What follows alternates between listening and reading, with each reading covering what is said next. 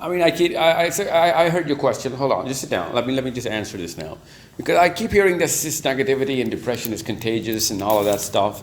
But you have to understand, negativity is contagious. There's no doubt about this. But positivity is way more contagious. Hope is way more contagious. It's in our design, just like negativity, like the two amygdalas running hot in our brain. There is so much more power that balances that negativity, and that comes from searching for hope. Everybody wants hope. So don't pick people for IQ. Don't pick people for EQ. Make sure you understand that. And most of all, you need to understand that the biggest asset that you can look for in a new hire, for a guy who you're picking up to be a part of your team, you have to check his level of determination and resilience. Make sure, and you know what, in layman terms, we call it the willpower.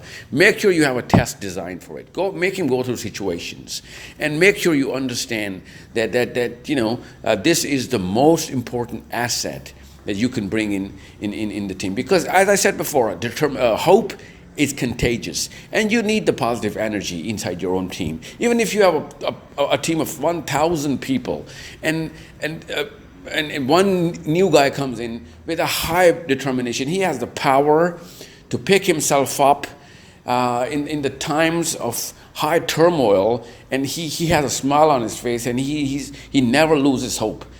This is one asset that is a beacon in your team. It's going to spread light all over the place, and people are going to pick themselves up looking for this proof of concept, because they're always looking for this proof of concept. You want to test it, you test it in your own life, you'll find out that resilience and determination have a way more quotients of being contagious than any other negative disease in the planet. And this is where human beings become the biggest power on the planet.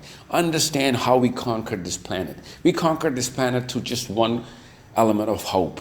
And every single nation took to task because of this. And if you are telling me that you're measuring IQs, then you're actually causing way more damage, because this smart man is going to have way more excuses, way more justifications to be negative. Make sure you understand that. If he's got a very high EQ and low determination, he's going to actually convince people of how bad the situation is. And people are going to die in front of him. He'll be the Antichrist. You have to understand, this is the guy you don't want. With a smart attitude, the high IQ and the high EQ, but very low quotients of resilience and determination. These are way more fatal to you than any other dumb guy with a smile on his face. Okay, and naturally, this guy is going to increase his IQ if he comes to your team. He's got to take up to the skill. He's got to take up that work attitude, the social skills of how to deal with people, because that's in the environment. If you have kept that right, he's going to raise his IQ. Everybody does. You go to a new city, you're as dumb as anybody. But you live in a new city for 2-3 weeks, you know the ways around town, you know where every place is, you have a higher IQ about that city. Just like that, when a new guy comes inside a company, his IQ drops, no matter how smart he is. And then he picks it up by talking to people, by knowing things, processes and policies, and by the year end, he's making new policies. So don't rely on something which might cause you way more danger than